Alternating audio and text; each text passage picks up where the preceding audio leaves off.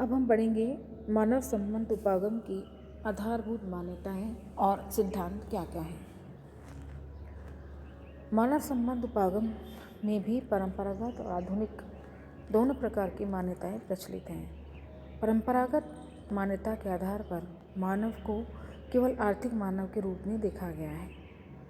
प्राचीन अर्थशास्त्री उत्पादन के 5 प्रमुख साधनों में भूमि, श्रम, पूंजी, साहस और संगठन को समाहित करते थे और मानव संबंध उपागम को इस उपागम के अंतर्गत यानी परंपरागत उपागम के अंतर्गत नहीं गिनते थे।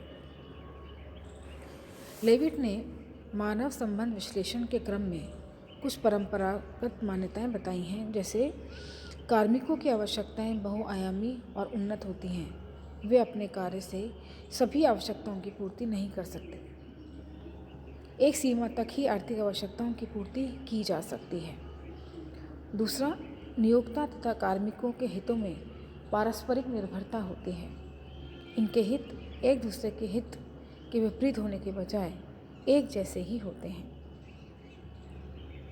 तीसरा, कार्मिक अपने द्वारा किए गए कार्यों का अधिकतम आर्थिक पारितोषिक चाहते हैं, अतः ऐसा प्रयास भी वो करते हैं। जबकि आधुनिक मान्यता मानव व्यवहार को केवल आर्थिक आधार पर नहीं बल्कि सामाजिक और वैज्ञानिक आधार पर विश्लेषित करती है। इसके अनुसार मानव आत्मनिर्भर बनना चाहता है, इसलिए उसकी व्यक्तिगत व्यवसाय को समझने के लिए उसकी सामाजिक पृष्ठभूमि को समझना अति आवश्यक है। मनुष्य कार्य करने के लिए अनेक प्रकार से अभिप्रेरित होता है। बहुत बार मनुष्य विवेक शून्य होकर भी कार्य करता है। सामाजिक मान्यता के अंतर्गत कार्य के सामाजिक वातावरण को केवल प्रबंधक ही नहीं बल्कि अन्य कई परिस्थितियां भी प्रभावित करती हैं। औपचारिक और अनौपचारिक संगठन दोनों ही एक दूसरे को प्रभावित करते हैं। कार्मिक के कार्यों पर उसके सामाजिक और व्यक्तिगत घटकों का भी अत्यधिक प्रभाव पड़ता है। सामाजिक मनोवैज्ञानिक मान्यता के अनुसार निर्णय प्रक्रिया में कार्मिकों को सम्मिलित करने से उनका मनोबल बढ़ता है, उनकी उत्पादन में वृद्धि होती है और सहभागिता निभाकर आत्मीय संबंधों का अनुभव करते हैं। प्रत्येक कार्मिक संगठन के हितों और उद्देश्यों को नहीं सोचता, उसे तो इस ओर प्रेरित करना पड़ता है। कार्मिकों में समूह भावना का विकास किया जा सकता है। प्रभावी संचार व्यवस्था के द्वारा प्रत्येक कार्मिक की मनोभावनाओं को भी समझा जा सकता है। इन मान्यताओं के आधार पर मानव संबंध उपागम के कुछ सिद्धांत विकसित हो चुके हैं। पहला कि व्यक्ति के महत्व का सिद्धांत यानी व्यक्ति की भावनाओं को समझा जाना चाहिए। दूसरा, पारस्परिक मान्यता का सिद्धांत अर्थात सभी को एक दूसरे का आदर और सम्मान करना चाहिए। तीसरा, संचार का सिद्धांत अर्थात अफवाह और भ्रांति से बचने के लिए सही सूचना को संप्रेषित किया जाना चाहिए। कर्मचारी की सहभागिता का सिद्धांत अर्थात निर्णय प्रक्रिया में कार्मिकों की भागीदारी होनी चाहिए। अनुकूल प्रवर्तनीय का सिद्धांत अर्थात कार्मिक की मनोवृत्ति के अनुरूप कार्य का वातावरण का विकास हो और अभिप्रेरणा का सिद्धांत।